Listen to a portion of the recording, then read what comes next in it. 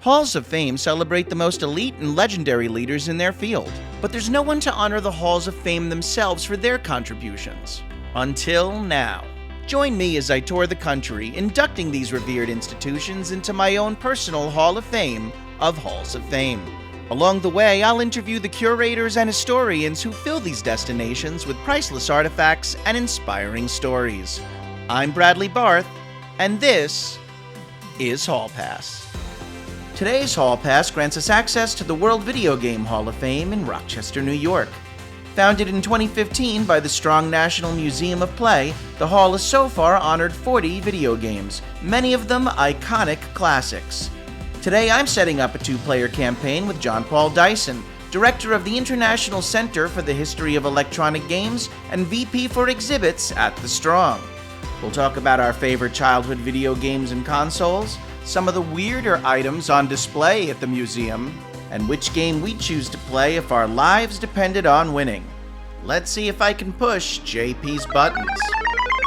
Jon-Paul, we're sitting here inside of a 90,000 square foot expansion to the Strong National Museum of Play, housing the inductees for the World Video Game Hall of Fame. A quick heads up to our listeners, this room is really crowded with kids playing video games, so there will be some occasional spikes in background noise. Just consider it part of the experience as if you were here. What was the vision that you were trying to convey with this brand new facility?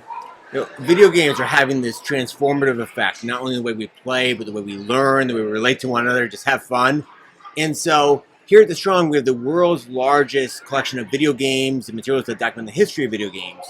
So we wanted to create a dynamic, interactive, fun place that explores that history, that honors that history, and is also a fabulous new home for our World Video Game Hall of Fame. Yeah, and I think you've successfully established that. It looks very state-of-the-art. There's so much to look at.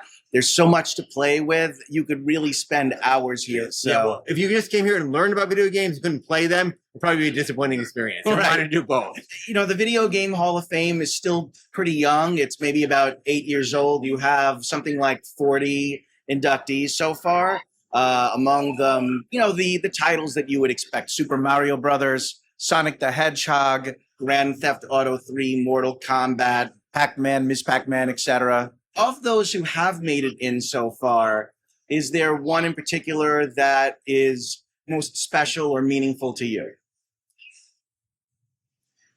Well, you're asking me to explore my childhood to some degree, and so my lifelong interest in video games. So it's always hard to pick one. You know, what's your favorite child, that sort of thing. I always loved the Oregon Trail, and I think it's both because You have died of dysentery. I've died of dysentery, and I've lost parties, members of the party along the way. But I think for me, that in some ways, it boils down the essence of how do you overcome a task in a video game in a fun way? How do you learn something? And it was really a pioneer of educational games, and also one that really taught you history as you're playing, but you didn't think about that when you're playing. And that's part of one of the beauties of video games, is that you're learning in all sorts of ways. Sometimes it's subject matter, sometimes it's how to be persistent in the face of failure, because you do die of dysentery along the way. Yeah. And that's part of the reason that video games are so wonderful and so much fun. So I've always loved the Oregon Trail, played it when I was younger, and it's funny, it's an old school game. People still that sit down to play today, and whether they're going back to their childhood or whether they're new, and my kids have played it and found it compelling and interesting, because it somehow boils down the essence of choice, of strategy, of adventure that happens in video games. Yeah, sure. It is a pioneer of video games, no pun intended. Oregon Trail, always notorious for being one of the more difficult games to defeat. Did you actually ever successfully make it to the end of the trail? I have done it before. I think I've lost parties along the way, and there's what was the setting, I can't remember, how easy it was, how much money did I get to start off with. But that piece of failure in video games, I think, is really important. And the fact that video games are a safe place to fail. And you can work at a game, and then eventually you get it. And that moment when you finally get it, whether it's getting all the way out west, or whether it's successfully grabbing that ledge in a game like Tomb Raider, or in a game like Tetris, getting that last block in the place, there's that sense of triumph that's there when you finally get it. Yeah, absolutely. And it's great that games can incorporate in educational elements into it as well. For me personally, this might be a bit of a cliched or trite answer, but the soft spot I have is for Super Mario Brothers. I just remember as a kid getting that Nintendo Entertainment System. So exciting. Super Mario Brothers was just such a unique platformer. Nobody had ever seen anything quite like it before, these inventive worlds. And I just remember I have two younger sisters, and I remember playing the game, and I got quite good at it. And I would have these turns that would go on forever. And then finally they'd take a turn and they'd like die in 5 seconds, run into a Goomba or something. And that would be the end of them. And I'd be like, okay, well, my turn again. And they would always be like, oh, that's not fair. And I'd just be like, hey, that's, those are the rules. Those are the rules. So explain to the audience what the nomination process is for the video games. How are they selected? Who ultimately votes on it? And what qualities make a game worthy of inclusion here? So anyone can nominate a game for the World Video Game Hall of Fame. Just go online and do so. And then a staff committee looks at those different nominations and overall chooses a list of 12 finalists. And those finalists are chosen on basis of 4 criteria. So there's icon status, a game like Super Mario Brothers. Everyone knows it. There's longevity. Has the game been around for a long time? Geographical reach. Is it played across the world? And finally, influence. And sometimes a game gets in because it's influential, even though it may not fit those other criteria. That list of 12 finalists who meet those criteria then goes to an international selection advisory committee, about 30 journalists and academics from around the world. And then they vote on that, and that comes back to the selection committee for the final determination based on their votes. So it's a pretty rigorous process, actually. Yeah, we're not just picking our favorite game and saying, oh, that needs to be in there. Right. And I'm sure that there are some passionate debates that come out of it, too. Yeah, you definitely get people who say, yeah, I can't believe this game isn't in there. And oftentimes they're what you might term hardcore gamers who love one game. And then that comes at the most when we induct a game like Microsoft Solitaire. People are like, well, why is Solitaire in there? And yet this game, Call of Duty's not yet in there. Right. And part of it is because there are many different types of games, and some are very casual games. And that really has an impact on the way a broad swath of people play. Yeah. Probably a lot more people spend hours and hours wasting time in Solitaire than maybe that one sort of niche game that's a real sort of fan favorite with certain communities. Solitaire has saved many an office worker from a boring Monday at the office. So I can appreciate Solitaire's contribution. Right, exactly. This is actually one of those times where a Hall of Fame focuses on a subject matter that many present-day attendees are actually old enough to have been around to experience from the very beginning. So you had mentioned before that you grew up on a lot of these games. I'm not trying to make you date yourself, but tell us a little bit more about the era of video games that you personally grew up in. What are some of your earliest recollections of playing video games? So I'm born in 1969. I have no shame about my date. And so I remember in the 1970s getting like a home version of Pong. I can't remember if it was Pong itself or one of the many knockoffs, playing that. And then going to arcades. And the arcades in the late 70s, early 80s were where the action was in terms of video games and maybe socially too. I don't know, maybe a little bit. You don't know how geeky and awkward you were. And then you have some of the Atari 2600 comes in in the late 70s. And then video games now are in the home. It's not the first console, but it's really the one that brings them in a large extent. You talked about your sisters playing and how you could outplay them. My parents wouldn't buy me an Atari 2600. They said I had corrupted, the brain. And so I would go to my best friend's house, and he had one and want to play it all the time. Of course, he had it, so he was so much better than I was. And so his games would last a lot longer than mine, and I would die pretty much right away. But I personally grew up playing those, and then when personal computers came along, doing that as well, even on some old mainframes. And that's the thing about video games. They've now been around, really, as a mass media for about 50 years. Yeah. And so pretty much almost everyone who comes to the museum has some experience of playing a video game. And now, of course, they're ubiquitous. Oh, absolutely. And I mean, I too remember going to the arcade with a pocket full of quarters, having to make change. Nowadays, like most of the time, everything gets loaded onto a card, and then it becomes impossible to even calculate how much each game really costs. But I remember that stuff too. And I had a lot of the early games. I tried playing Pong. I had an Intellivision, which had those really weird long game controllers with like numbers 1 through 9 on them, almost like a telephone pad. In fact, it's funny, everybody loves Space Invaders. Intellivision actually had the better version of Space. They had a game called Space Armada, which was actually better than actual Space Invaders, but nobody remembers Space Armada. But I had ColecoVision. I had like all of those. So very simple compared to what's out there today, but it still was a very, at the time, a state-of-the-art, brand new experience. And in some ways, there's a return to some of those simple games with mobile phones. So mobile gaming is probably where most people play games now. Yeah. Whether you're just calling up Wordle on your phone, which is not in the World Video Game Hall of Fame, or something like Bejeweled, which is a very simple game. Yeah. And so that simplicity of play in some ways harkens back to those early arcade days. Yeah. And what's cool is that you are actually starting to see here and there a lot of retro gaming bars or arcades pop up now where you can play a lot of like your old-fashioned cabinet and console games. And that's pretty cool too, that there's an appreciation for that people want to go back and have that nostalgic experience. When you come to Strong Museum, we have almost 400 arcade and pinball machines. So it's a great place to play that. What is actually the size of your collection? So for the video game collection, I'd say it's more than 60,000 video games, related artifacts, and then hundreds of thousands of other archival materials that document how games were made, how they were designed, produced, played.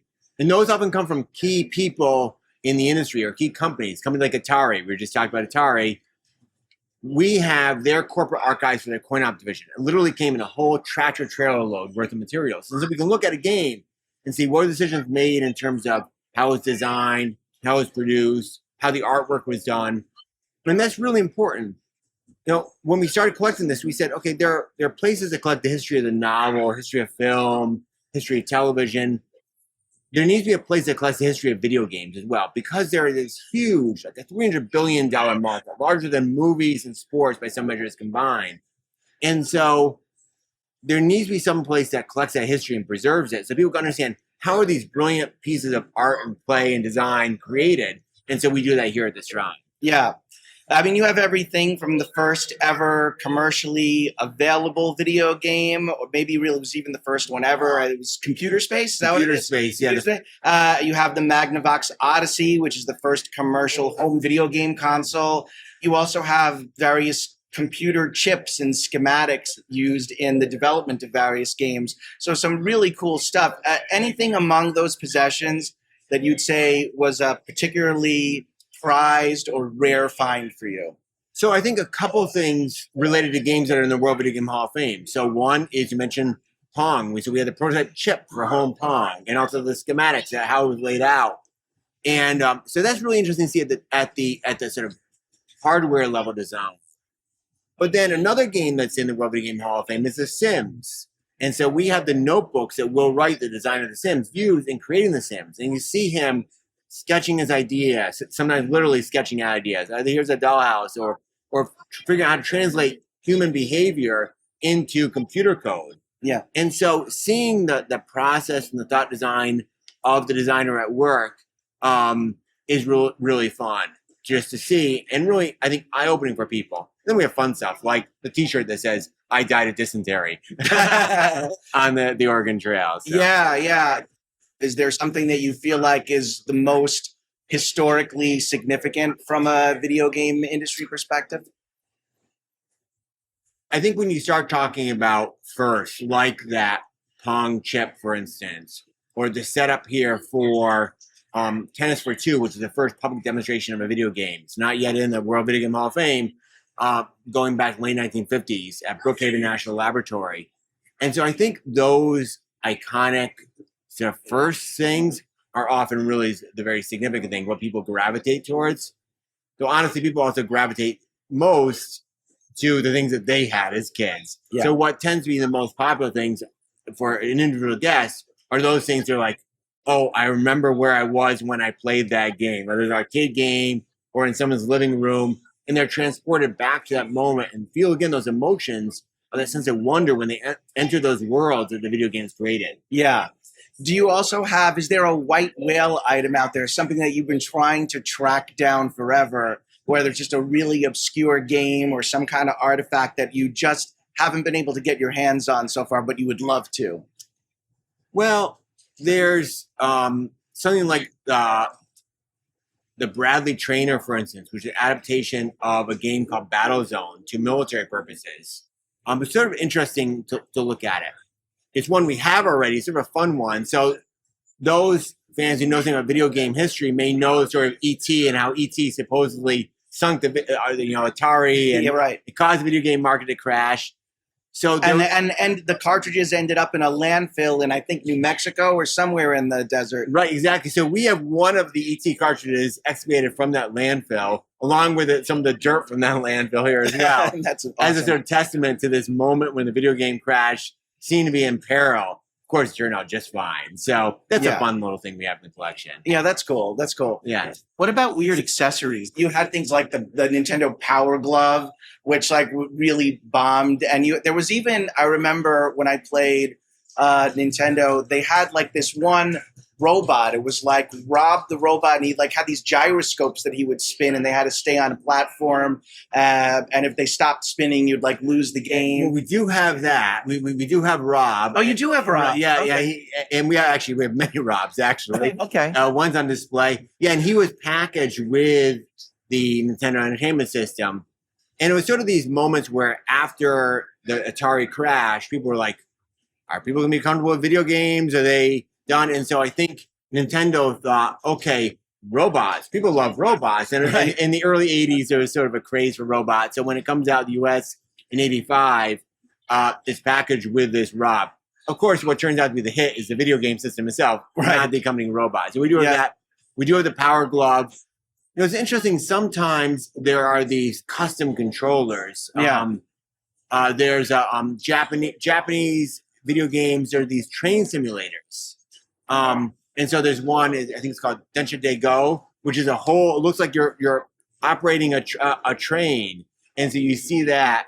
And that's one of these weird accessories that you'd have as you bring the train into the station. You sort of push the lever up, that sort of thing. A number of those things which are pretty cool. Yeah, that's cool. All right, I'll have to take a look for that and find that, since I didn't see that yesterday when I was looking around, because that's a lot of fun, because they tried to experiment with a lot of crazy stuff, and some stuff stuck and some didn't. I mean, they had like they had that pad too, the Power Pad, which is kind of like the early version of like Dance Dance Revolution, where you had to step on the thing. So they tried a lot of fun stuff. Well, Nintendo especially, Nintendo's, it's a company that dates about 130 years old or so now. They go back to making these playing cards, Hanafuda cards. And so Nintendo's always been a toy company, a play company at its heart. And so they're open to experiment. Wii Sports, which is in the World Video Game Hall of Fame from the Wii, was one of these experimentations that they really hit a home run on. Right. And but there have been others where they're like, okay, no one laments the passing of the Wii U, for instance. It's sort of like, it was sort of awkward and ungainly. And so there are always those failures as well as those successes. Wii Sports 100% deserves to be there. Of course, in the early days of Wii Sports, I remember when people weren't quite used to the concept yet of working with that controller, people were accidentally throwing and launching their controllers into their TV sets when they were like playing the bowling game. They would forget in the moment what they were doing and let go, and they end up breaking their electronics. Yeah, no, definitely. That's why they're the straps there. They have the straps. Yeah. That's right. What's some of the more unusual video game related merchandise items that you have on display? Oh, even things like, for instance, just attachments we're talking about Wii Sports. Yeah. Attachment for the actual Wii paddles. You could turn it into an actual tennis racket and swing as if the experience would be that much better. Some of the fun stuff is actually display merchandise as well, too. And so it could be a giant statue of a Sonic or Link from Legend of Zelda, Tomb Raider, Lara Croft, Tomb Raider, and there's fun and sort of silly stuff, and sort of hats and that sort of thing. There's a Doom statue we have, a Doom like sort of tabletop statue with demons coming out and all this sort of weird stuff. Yeah. But then there's also some really compelling stuff here. So not exactly merchandise, but for instance, Nintendo, we have the Nintendo sort of controller that could use for people who were paralyzed. Yeah. And so it was actually breath activated. And so Nintendo also a Nintendo Fun Center for children in the hospital. Yeah. And so there's these sort of the silly stuff, and then there's also these things that are sort of moving and show you, okay, video games are really meaningful to people. This is a way the companies have reached out to reach out to these communities and do that. Yeah, I saw that. Yeah, that is fantastic. All right, so now I'd like to play a game called Superlatives. And so this is where I ask you, where I'm going to give you various adjectives or descriptor words or phrases, and then you name the inductee that best fits that description in your mind. Okay. You ready to play? Sure. Okay, here we go. Which title was the most inventive or groundbreaking in terms of its gameplay? That's such a hard question. Let's go with Sid Meier's Civilization. Really, sort of, how do you encapsulate all of world history into a video game? And he managed to do that. They do really have Sims essentially for everything now. That just shows how popular the genre is. You have everything from, Civilization or a city to Roller Coaster Tycoon. Right, and Oregon Trail is a simulation game. We have here at the museum the Sumerian game, which is not in the World Video Game Hall of Fame, but it's from the 1960s, and it was the first sort of educational computer game. You're running ancient Sumerian civilization. So all these things are there, whether you're playing someone like an Animal Crossing, you're playing these sort of animals who live in a village, or it's something where like Sid Meier's Civilization, where you're doing the whole world, right? The history of the whole world. Yeah, no, absolutely. All right, let's do another one. Which game has the most iconic musical score? Oh, probably I think you'd have to go with Legend of Zelda: Ocarina of Time, perhaps. Okay. Just because the music is at the core of so much of that game. Yeah. And that was, I think, the first game we inducted that was not the second game in a series to be inducted. Legend of Zelda had been inducted earlier. Yeah. So we'll go with that. All right. Music cool. is really important in video games, as you know. Actually, you know what? Probably should be Super Mario Brothers, if you think about it. Yeah, because the theme is so iconic. Yeah, everybody knows the Super Mario theme, and even some of the secondary and tertiary themes. Yeah. It's like it's all of them. The underground thing, do. Right. Like everybody knows like all of them.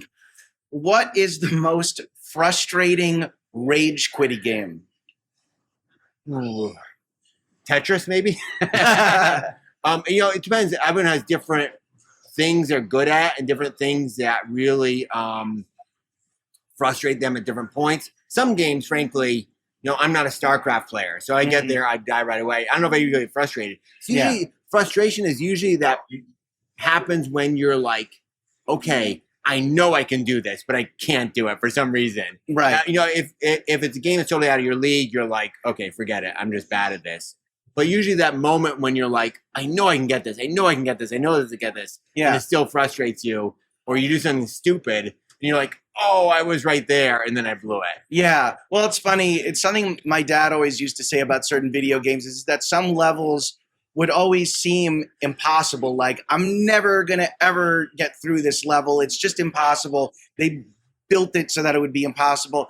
And then finally you do it. And then weirdly, it's just like once you get it that first time, you kind of figure out the trick to it. And then you can do it over and over again. Right, So I guess even that there's a little bit of a lesson learned in patience, maybe sometimes taking a break and coming back to it rather than intentionally breaking your television by throwing the controller into your TV. Or pounding your head against the the TV or the monitor. That's right. That's right. I will say personally for Tetris, I was really good at Tetris. So I wouldn't say Tetris for me, actually. Tetris, I feel like if there was one game that I could have and I'm sure I still really couldn't beat like a pro gamer. But if there was one game that I feel like in my heyday I might have been able to give it a good run, I feel like it was Tetris. I could like play it on the top speed and have it where it was stacked up pretty high and manage to, knock it down pretty fast. Yeah, no, I consider myself pretty good at Tetris. And Tetris 99, when it came out a couple years ago, was a lot of fun because you're playing with other players.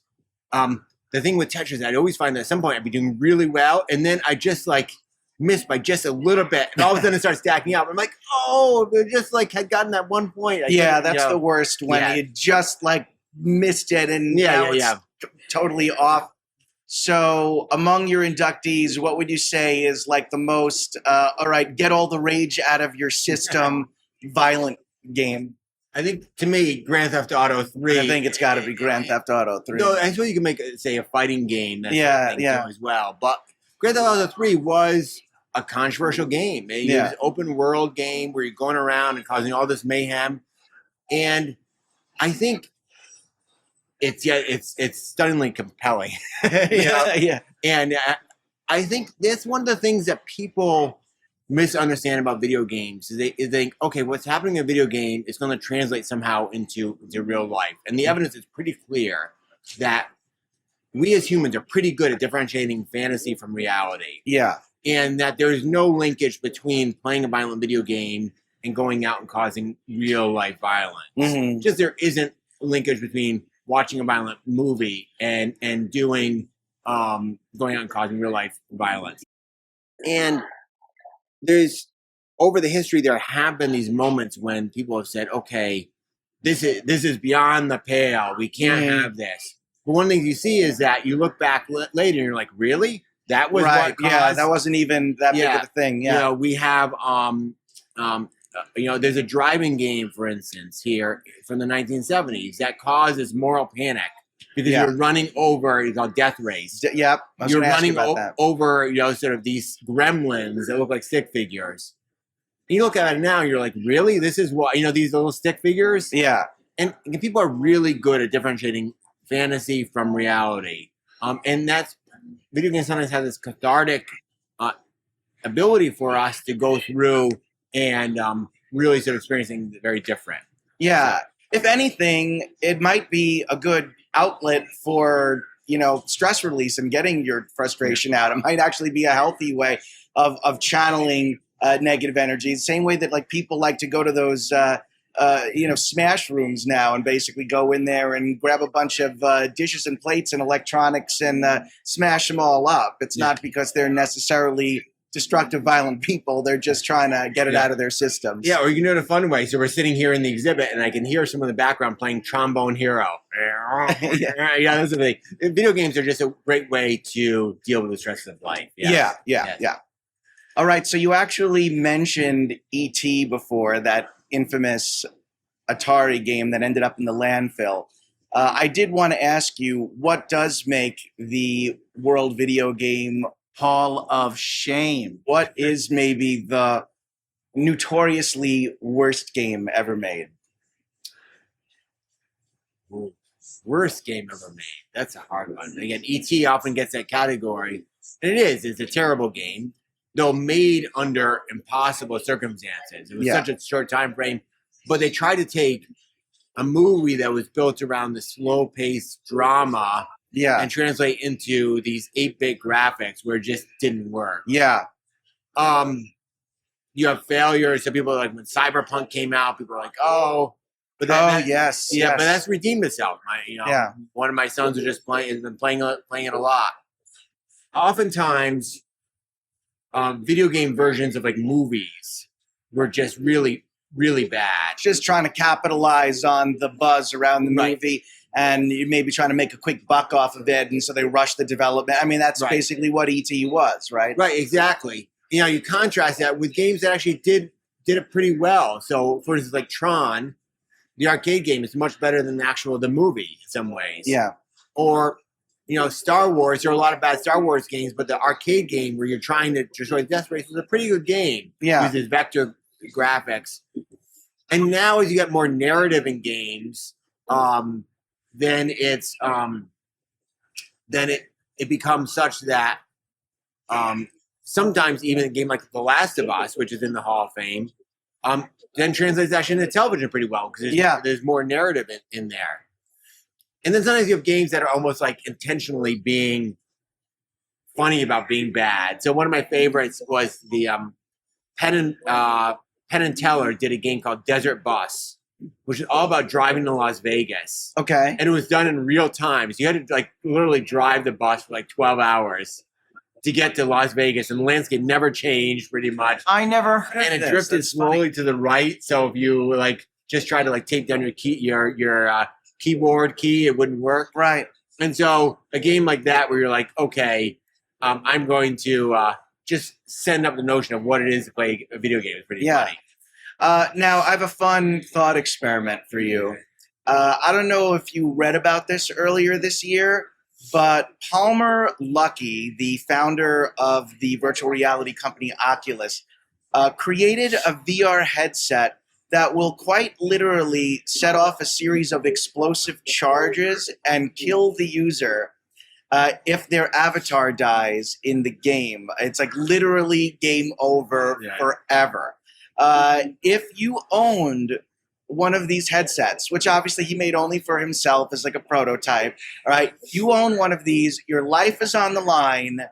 What game are you playing? What's going to give you your best chance of surviving for as long as possible? Well, it won't be an arcade game because you're going to die fairly soon because they wanted to get through those quarters. Probably Age of Empires. Okay. So Age of Empires is this sort of historical strategy game. We call it a real-time strategy game. And especially when my kids were little, after they went to bed, I wasted more time playing that game so I could beat every level in the first game, including the expansion packs, on maximum speed, hardest difficulty. So put me down in front of Age of Empires, I'm lasting for at least 5 hours and probably winning in the end. Okay, yes. Buy yourself some time, good strategy, and you have a chance of winning in the end. And make sure the kids are still sleeping the whole time. Right. That's it. Like, it was funny because obviously that's not coming out on the market anytime soon, a device that will actually kill you. But, there has been a time sort of like, oh, well, can you have some of those games with devices that have like the haptic feedback where somebody punches you or hits you and there's, maybe some kind of physical response. Maybe that's something we'll see a little more of. Although even with that, it's like, well, how severe of a physical response? Because I don't know if I'm playing like Assassin's Creed and I get like stabbed. I'm not sure I necessarily want to even virtually experience that. Right. Yeah, there is a version of ping pong I've seen where you get a shock if you miss the ball. And one of the most stressful games I've ever played was actually a game with a headset that read your brain, some of your brain activity. And so they created a game that it was like a zombie game. So the zombies are coming at you. But if you basically they came faster the more agitated you got. So you somehow had to do this combination of maintaining the zen-like calm while you're simultaneously blasting zombies. Very hard to do. Wow, that's fascinating, actually. Yeah, so it was like so it wasn't measuring your heart rate; it was measuring your brain waves. Brain waves, and if your brain activity picked up in the stress of trying to fight the zombies, that actually attracted the zombies more. Right. That's fascinating. Yeah. So there are plenty of hands-on opportunities here in this section of the Strung Museum. Is there one in particular that people always gravitate to? Like, what's the headliner? I'd say the giant 20-foot-high Donkey Kong is the one that people go to. And that's one because Mario is such a universal character. Because Mario gets his debut in Donkey Kong. And then, so I think anytime you take something oversized and make it big, it's just fun to play it in a different way. Yeah, for sure. I would have Was there one that you gravitated towards when you looked around? I definitely wanted to play the Pong and tennis games because that's something you just don't get to see too many places. Again, like those real oversized oldies. They were all fun. Like it was like I didn't know what to do first. It's overwhelming in a good way. And one of the things we do here when we try to create exhibits is think about video games in different ways. So another companion exhibit is Level Up exhibit. Yeah. In Level Up, you get a wristband, you create an avatar, and then you go through and do real life interactives inspired by video games that earn you achievements with your avatar.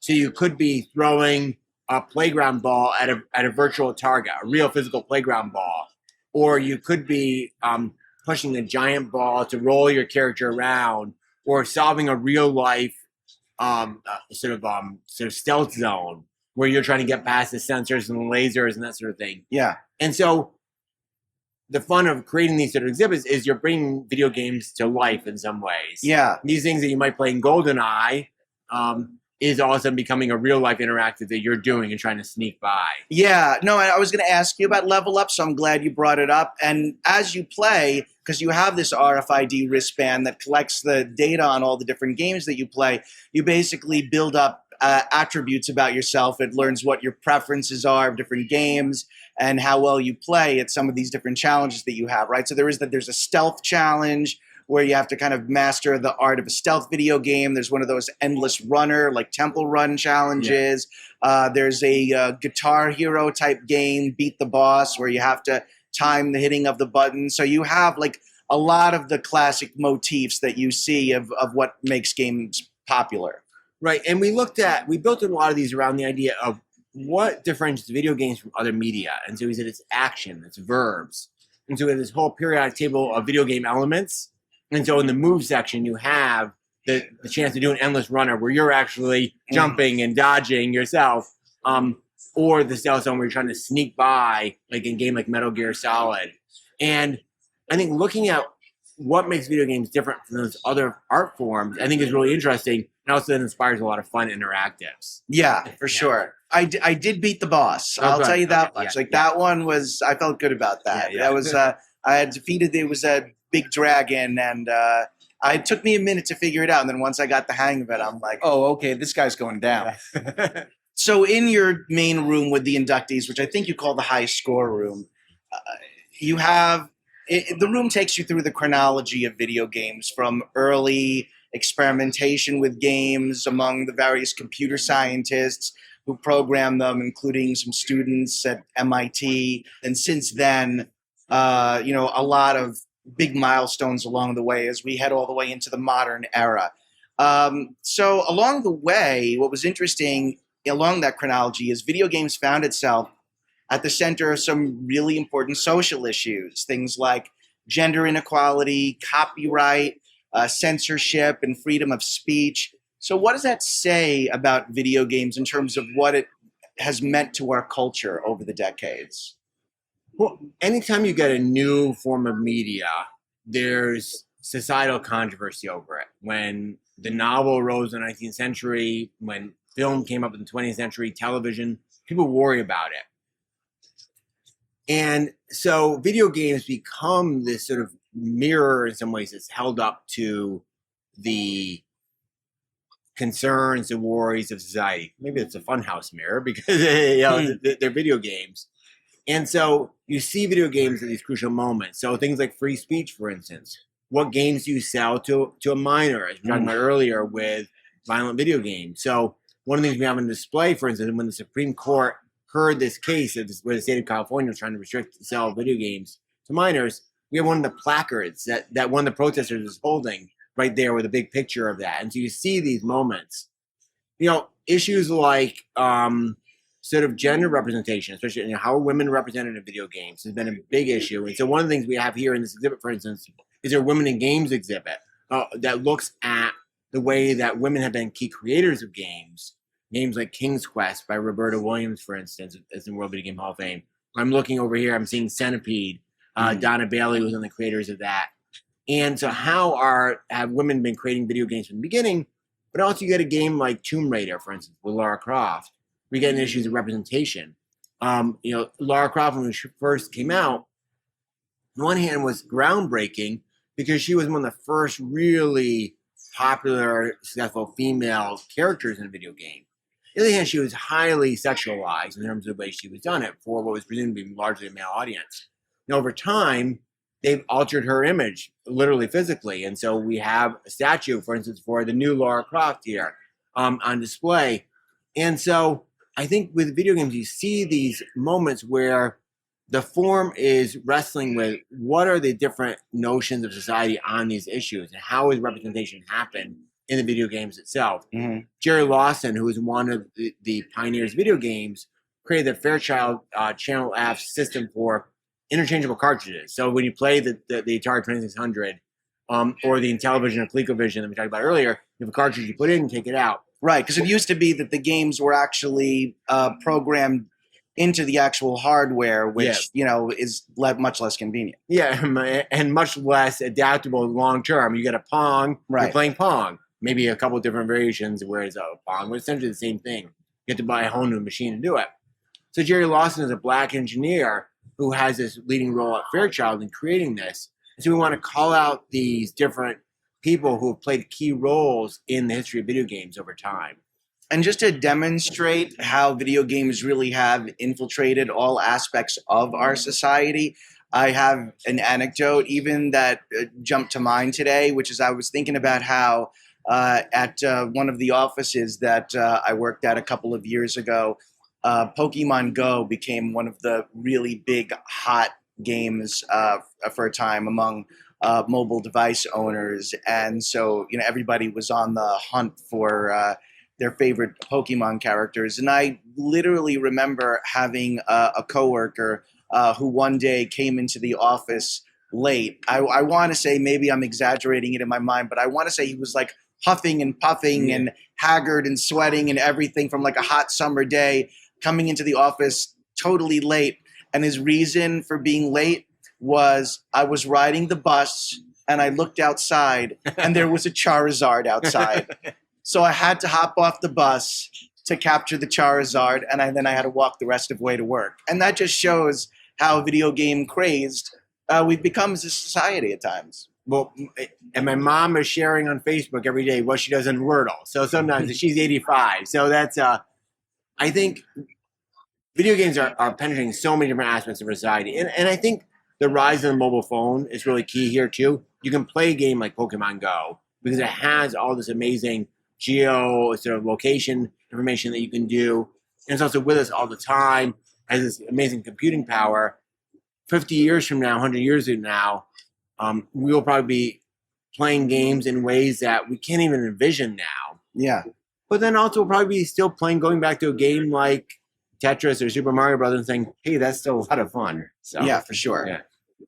All right. So JP, as of our interview today, the latest inductees include Wii Sports, The Last of Us, Barbie Fashion Designer, and Computer Space. But let's talk about who hasn't yet earned a spot within your museum. I want to play another game with you where we'll examine who's been snubbed so far. I'd like to hear if you think these candidates one day might deserve to make it in, or if not, why not? So I'm going to start with one of my personal all-time favorites, Castlevania. So just a really cool platformer. You're playing Simon Belmont or one of his descendants, battling Dracula and his minions. You've got the whip. It spawned a million sequels. There's a Netflix cartoon based on it now. You talk about also some iconic music. It's a great game. Has there been any clamor for Castlevania to get in? It's been mentioned, but not really like a big groundswell support. It's funny. I think in music immediately when you start talking about Castlevania. And the problem is we've only inducted 40 games. Yeah. And there are new great games coming out every year. And so it's very hard. It's a little bit like in baseball. There was that player who's like, okay, they batted 285. It was pretty good. Or maybe they had a couple of years they went over 300. Mm-hmm. They're on the cusp. Do they get into the Baseball Hall of Fame or not? Castlevania, I would say, probably I could see it being nominated. It's going to have a hard time getting in, if I'm being totally honest. But who knows? Make a case for it. I'm open. So. All right.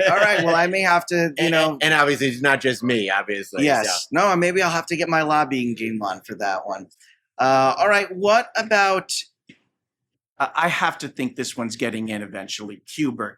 No, I mean, yeah. come on. Everybody loves Cubert, and he even swears in the Yeah. most adorable way. Yeah, no, Cubert is actually, again, there's so many good arcade games. And Cubert is one of those because as a character who's one of the first really recognizable character. Mm-hmm. And it's still a lot of fun. Warren Davis, the creator of Cubert, has been here. And Cubert even had this they had a solenoid that actually knocked. So you get that sort of knocking sound. It's actually a physical thing going outside the game. Yeah. I could see Cubert making it eventually. Yeah. Probably there are a number of, I think, arcade games in front of it, but I could see Cubert making it. Yeah. Eventually. Another game I'm quite good at, actually. Are you? Yeah. Yeah. Yeah. I'm not as good at Cubert as I think I would be, because usually a game like Tetris I'm very good at.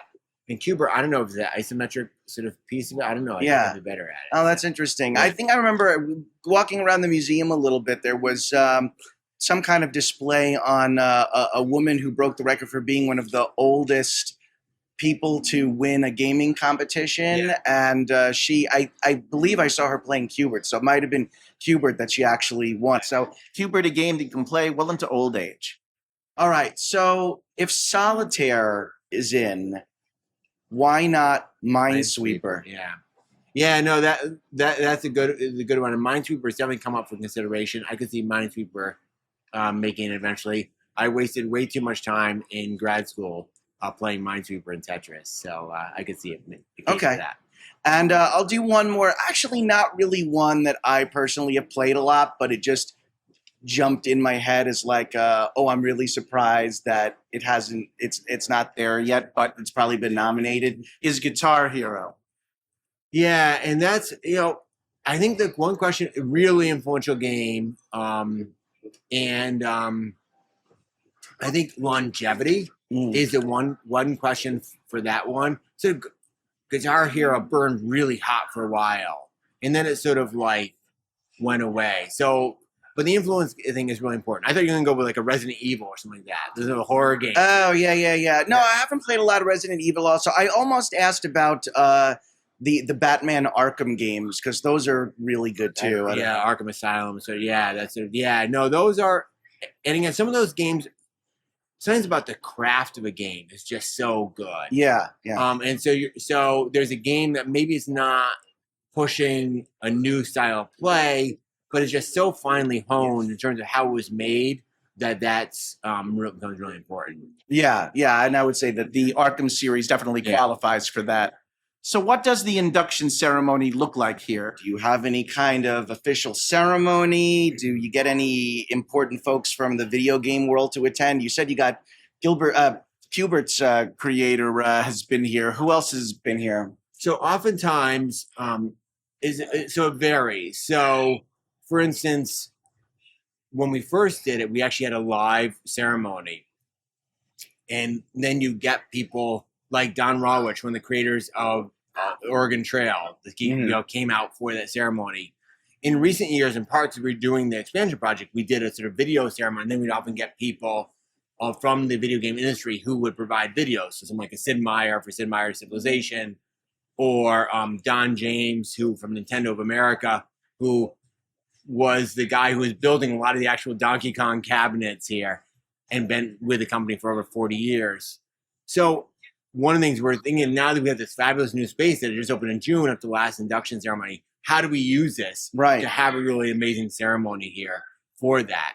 Yeah. And that's sort of been a key thing. What's interesting about video games is that unlike other sports halls of fame, you're inducting a thing, and often something created by a team of maybe hundreds and hundreds of people. Yeah. So who do you call out as that face up there? Right. And movies of an actors who do you get the person who's playing the voice of Mario, that sort of thing? Yeah. Or what do you do? It's an interesting question. Yeah, it is.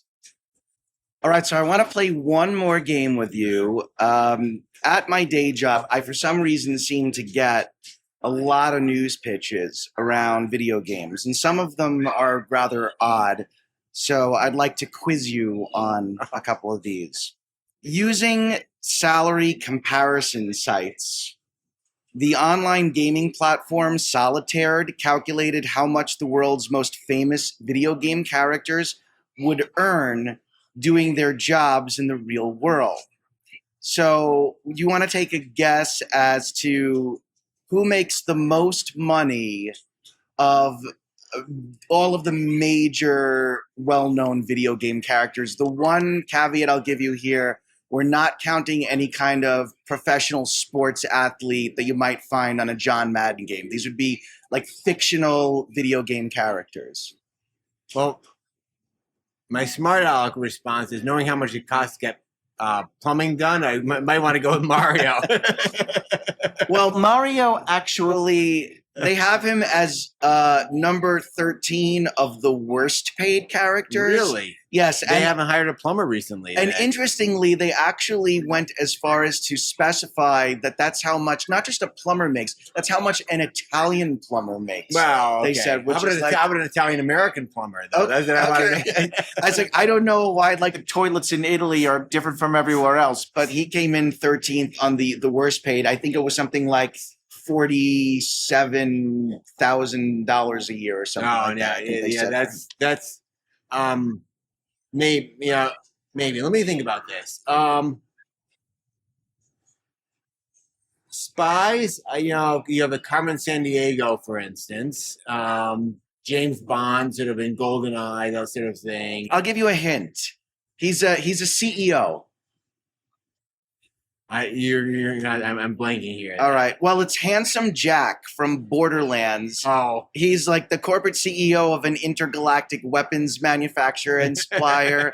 And they say his salary would be like $432,000 per year. Okay. Approximately. The lowest salaried of everyone, which this was kind of a little bit of a cheat on their part, but I guess they wanted to have some fun with it, is Pac-Man. They gave Pac-Man a yearly salary of $20,670 for being a security guard. They said, he chases ghosts. So yeah. I guess that's not enough money for him to put food on the table, though, and he eats a lot of food. Yeah, I was gonna say, pizza delivery, guy. I don't know what that is. Yeah, exactly. All right, so I've also been getting a lot of pitches around just Super Mario Brothers, and certainly with the movie coming out and everything like that. And it is a huge summer blockbuster. Meanwhile, HBO has a hit on its hands with The Last of Us. Sonic was a popular movie franchise once they got his teeth correct. I know there was a big controversy around that. What video game would you most like to see somebody make a movie out of that they haven't yet? And then what would make the worst video game movie? I think Red Dead Redemption would be a fun sort of Western sort of I think that could be a lot of fun. Yes. Some of the things are probably cinematic as they are. But yeah. Oh, then the worst, Wordle? Wordle? Yeah, Wordle would be pretty dull. I mean, they just made a Tetris movie, so all it would have to be is like the title screen of the movie, right. Just figure out what the title of the movie is. Right. Anything where it's abstract, that sort of thing. I just feel like it doesn't translate as well. Yeah. To a movie. Yeah. I'm just gonna say for fun, I'm gonna say Frogger would make a pretty bad movie. Yeah, good Seinfeld skip, but not bad movie. Right, like if you can imagine like the movie announcer for that one, like in a world where Frogger, why did Frogger cross the road to save his family? It's not gonna work. Right, exactly. Next fun pitch: a study by Cribbage Online analyzed a database of completion times over 60,000 games across all PCs and consoles to figure out which took the longest to not just complete the main campaign, but also gather all of the achievements, unlock secrets, etc. And so tops on the list is this game, Ancient Domains of Mystery. It's a roguelike game for the PC that they say takes 83 days to 100% complete. So my question to you is, are you the obsessive type that when you play a game like this, like Assassin's Creed is like a good example of one where there's like lots of side quests where you just have to complete everything to feel satisfied that, you've really fully won the game in every way you possibly can? I am not. I can do the main quest. If a side quest sort of catches my interest, then I do it. Again, the one exception is I mentioned Age of Empires, not quite the same, but I needed it to complete every campaign every scenario on the hardest level. Yeah, the Age of Empires one, that was the exception. That was where the you had exception. yeah. I played Assassin's Creed Black Flag, loved the game, but that was my fatal mistake was I got way too caught up in trying to do all the side quests and collect all these things and fashion materials. And I mean, they even had villages that you would walk in and there'd be random people in the villages sitting down at a checkers table, and then you could play checkers with them like a game in a game. And then I'm sitting there and I'm like, why? I just want to commandeer people's boats and set them aflame and throw them overboard and make them walk the plank, you know? I've had some of the same experience. Yeah, we get that. And it's interesting now, as you know, video games have been using AI and procedural generation for a while now, but as you do more of that, you know, you're going to have games that will effectively have limitless possibilities. You could spend your whole life just playing things. People have used, I think, ChatGPT connected to Skyrim to have NPCs give you sort of like, you know, side quests and those sort of things. Yeah. And so I think in the end, no one can be a completist about every game they play. All right. So since this is really a brand new wing, rather than ask you what's coming next, since this is all already very, very new, I mean, I'm sure you're always working on new ideas. Yeah. But I think instead I'd like to ask you where you think the gaming industry is going next. Things like VR and augmented reality obviously are on the horizon. We're starting to see that become more accessible to a wider audience. What's that going to mean? Where's the future of video gaming going to take us? I think it's this combination of both depth in terms of content. So something like AI will allow you to create in scales that are truly massive. And yet, combined with that and sort of going against that will be more emphasis on craft and sort of the human element and telling these stories. You see there's a rise of indie games, for instance, where you get 1 or 2 or 3 people really sort of doing a heartfelt project. This is not about generating, 2 million hours of gameplay time. Yeah. This is about creating a story that's really compelling, or using an aesthetic device that feels sort of handmade in a sense. And so it's almost like thinking about food. We have McDonald's everywhere. And yet also people still crave that sort of boutique experience, that artisan experience. And so you're going to do the same thing with video games. You're going to have, games that are just being churned out, probably using AI to okay, I'm going to do this endless variation on whatever game. But then you're also going to have these crafted, sort of honed experiences that people will go to. And there'll be pervasiveness. Again, with our smartphones, we're going to be playing video games everywhere. But then there'll be times when we want to sit down with a massive television and be truly immersed in a game too. Again, it's hard to know with VR. Yeah. How long will that go there? So this combination of technology manifesting itself in all sorts of abundance of choice, but also this human element of craft continuing to come through in the games we play. Yeah. Well, JP, this has been really fun and really interesting. Unfortunately, it's game over for us now because our time is up. But before we do go, it is my distinct pleasure to inform you that the World Video Game Hall of Fame has been officially inducted into my show, Hall Pass's Hall of Fame of Halls of Fame. You have 30 seconds to give your acceptance speech. Well, thank you. We are truly honored to have video games ranked with these other human achievements and human passions. And just to let you know, we've entered the initials WVG on the high score list of the Halls of Fame. All right, awesome. Well, with that, we are out of time, but thank you again, JP. For those listening or watching, be sure to check out part 1 of my visit to the Strong Museum, where I profiled the National Toy Hall of Fame. Until next time, I'm Bradley Barth, your hall monitor and wannabe one-day podcasting Hall of Famer. I'll see you all on the next edition of Hall Pass.